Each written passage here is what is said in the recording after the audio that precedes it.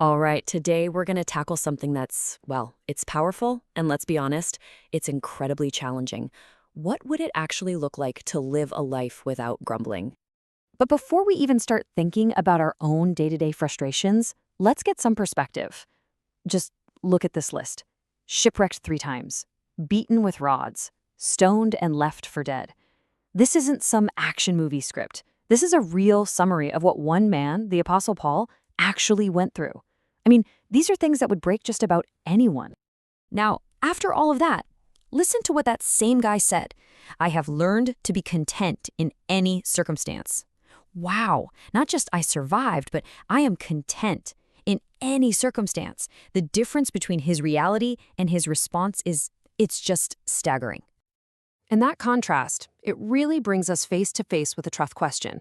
When we hold up our own frustrations, the bad traffic, the annoying email, next to that kind of suffering, it really makes you stop and ask, so what am I really grumbling about? Okay, so let's break this down. The very first idea we have to get our heads around is this. When you grumble, you're not humble. And to really see what that means, let's walk through a simple story.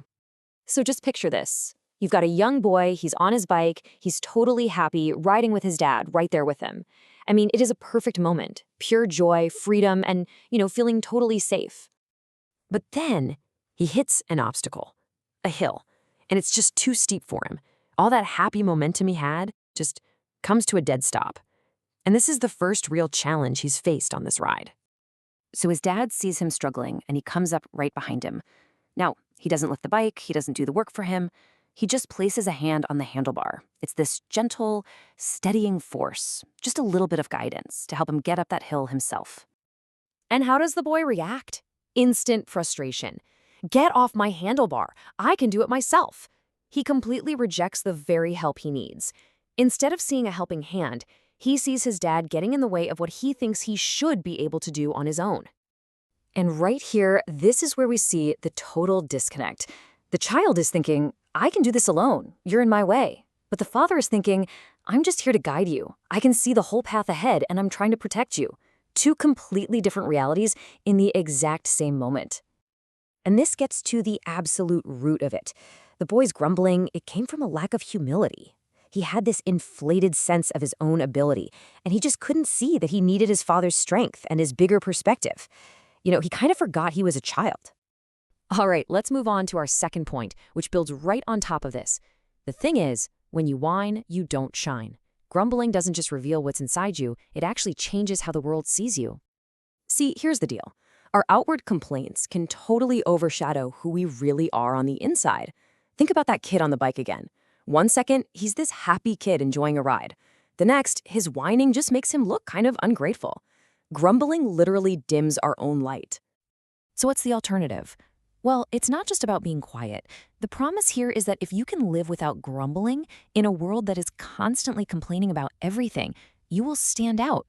You'll actually shine like a star in a pitch-black sky. Okay, so we covered humility and how others see us. Now let's get really practical and talk about the actual and frankly damaging effects of making complaining a habit. Because when you complain, you labor in vain. Think about this for a second. Some research suggests that the average person can complain up to 30 times in a single day. 30. That's more than once an hour when you're awake. And a lot of the time, we don't even realize we're doing it.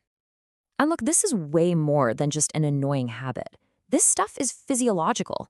Chronic complaining can literally shrink the part of your brain, the hippocampus, that you need for problem solving.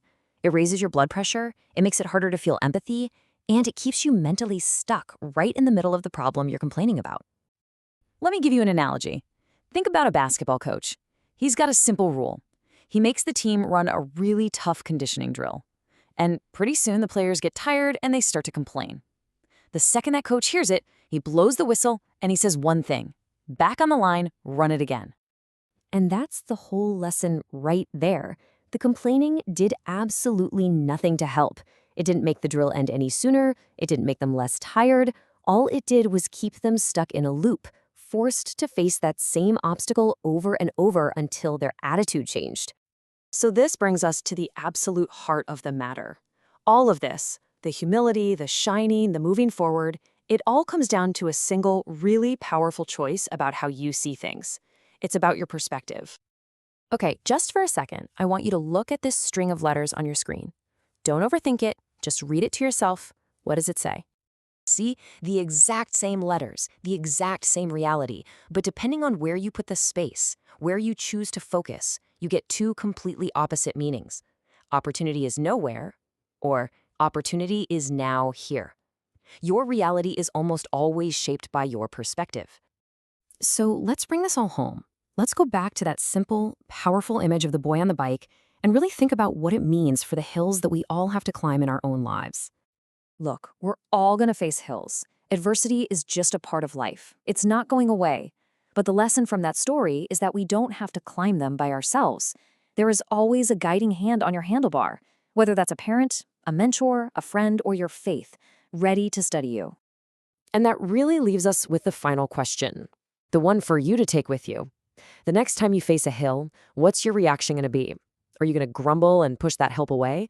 Or are you going to have the humility to accept the guidance that can get you to the top? That's the choice. Are you pushing that hand away, or are you letting it help you climb?